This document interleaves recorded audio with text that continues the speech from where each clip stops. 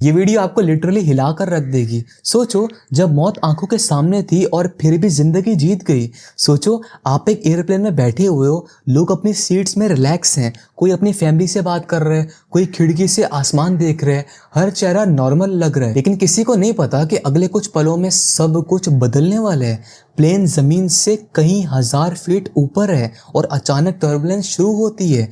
अचानक oxygen mask गिरते हैं, कैबिन क्रू की आवाज पैनिक में बदलती है और तब एक धमाका होता है, क्रैश।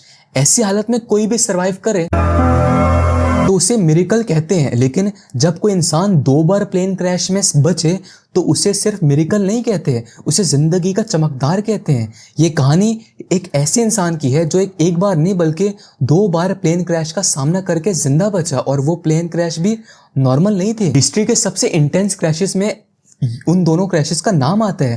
खैर, शुरू से शुरू करते हैं। ये सिर्फ एक सर्वाइवल स्टोरी नहीं है, ये इंसान के रेजिलियंस, उसकी विल पावर और उस चीज़ का प्रूफ है कि जब तक जिंदगी का वक्त खत्म ना हो, मौत कुछ भी नहीं कर सकती। अगर आपका धरती पर अभी टाइम पूरा नहीं हुआ ना, तो भले मौत कितनी भी आपके करीब क्यों ना आ जाए, वो आपका कुछ भी नहीं बिगाड़ सकती।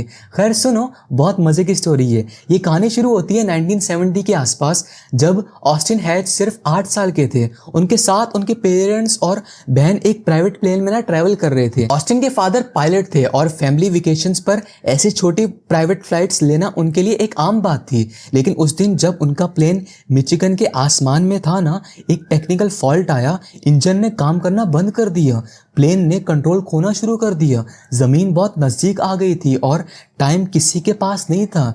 जब क्रैश हुआ ना प्लेन बुरी तरह से, तो हवा में सिर्फ एक ही आवाज थी, डिस्ट्रक्शन की। उस क्रैश में ऑस्टिन की माँ, बहन और भाई की मौत हो गई। सिर्फ ऑस्टिन और उनके फादर बचे। आप सोचो, एक 8 साल का बच्चा जिसने अपनी माँ, बहन और भाई को एक ही मोमेंट में खो दिया, उस ट्रॉमा को कोई इमेजिन भी नहीं कर सकता। लेकिन ऑस्टिन की जिंदगी वहां रुकती नहीं है। वो अपने फादर के सामने एक छोटे से घर में रहने लगा और वो इस सब से इतना ट्रॉमा में चला गया था कि सिर्फ उसके फादर ही थे जिन्होंने उसे इस सब में समझा, उसका साथ दिया।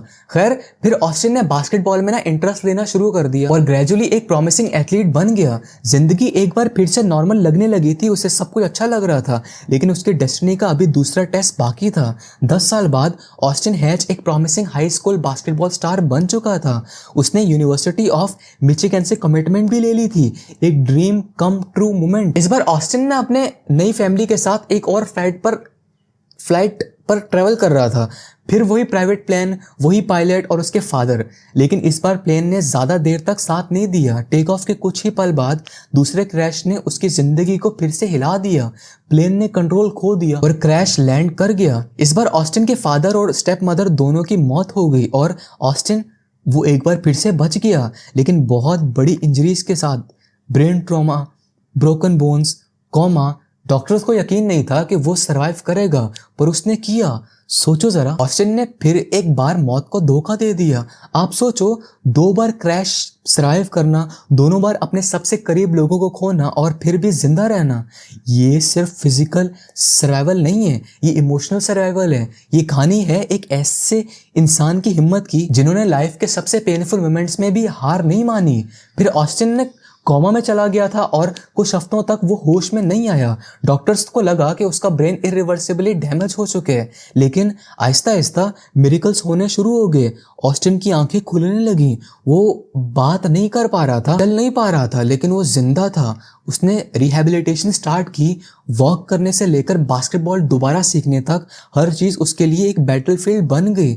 हर प्रोग्रेस, हर स्टेप एक जीत थी उसके लिए। जब वो दोबारा बॉल ड्रिबल कर पाया ना, लोगों की आंखों में आंसू आ गए। उसका ड्रीम था मिचिगन के लिए ना खेलना, और डिस्पाइट मेडिकल एडवाइस, इंजरीज और ट्रॉमा, ऑस्टिन ने वो भी पूरा किया। जब वो फाइनली कोर्ट में मिचिगन के जर्सी में आया, क्राउड ने खड़े होकर उसका वेलकम किया।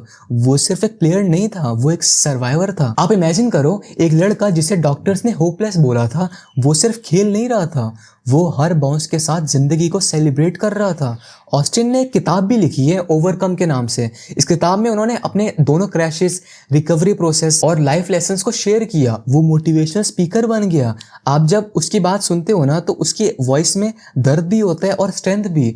वो कहता है, मैं दोनों प्लेन क्रैशेस में बचा हूँ, लेकिन मैं सिर्फ सर्वाइवर नहीं हूँ, मैं एक फाइटर हूँ। Coach B honored my scholarship, which is incredible. Went to Michigan and had an incredible 4 years. Actually put myself in the record books at Michigan, believe it or not. I'm the all-time lowest scoring full scholarship athlete. आज वो corporate events में, colleges में और sports teams के सामने अपनी story share करते हैं और हर किसी को इंस्पायर करते हैं। उसकी स्टोरी सिर्फ दुख की नहीं है, उसकी स्टोरी करेज की है। ऑस्टिन ने हर एक लॉस के बाद जीना सीखा, हर एक पेन को पर्पस में बदला। जब भी उसकी स्पीच होती है ना, लोग सिर्फ तालियां नहीं बजाते, लोग खुद अपनी जिंदगी की मुश्किलें दोबारा देखने लगते हैं। ऑस्टिन की कहानी एक मिरर है जिसमें हर कोई अपनी होप देख सकता है। जरूरी नहीं है कि हर क्रैश इंजन फेलियर के साथ हो, जरूरी नहीं है कि हर ट्रॉमा कॉकपिट में ही शुरू हो। शायद आप भी किसी इमोशनल क्रैश से गुजरे हों, किसी हार्ट ब्रेक से, किसी लॉस से, किसी फेलियर से। शायद आप भी कभी जमीन पर गिरे हो जहां से उठना मुश्किल था। लेकिन ऑस्टिन हैच की कहानी ये बताती है कि इंसान सिर्फ एक बार नहीं, बार बार टूट कर भी जुड़ सकते हैं। हर क्रैश, चाहे वो फिजिकल हो या इमोशनल, एक चॉइस के साथ आता है। या तो आप टूट के रह जाओगे या फिर दोबारा उठकर कुछ ऐसा कर दिखाओ जो दुनिया याद रखे।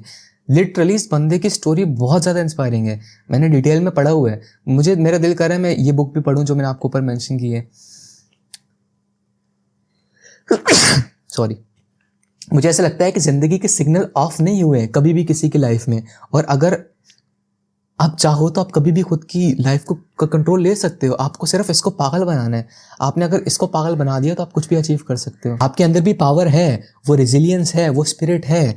क्रैश तो बस एक वक्त का नाम है, लेकिन जो उसके बाद आप करते हो ना, वही डिसाइड करता है कि आप सिर्फ सर्वाइवर हैं या एक लेजेंड बनने वाले हैं।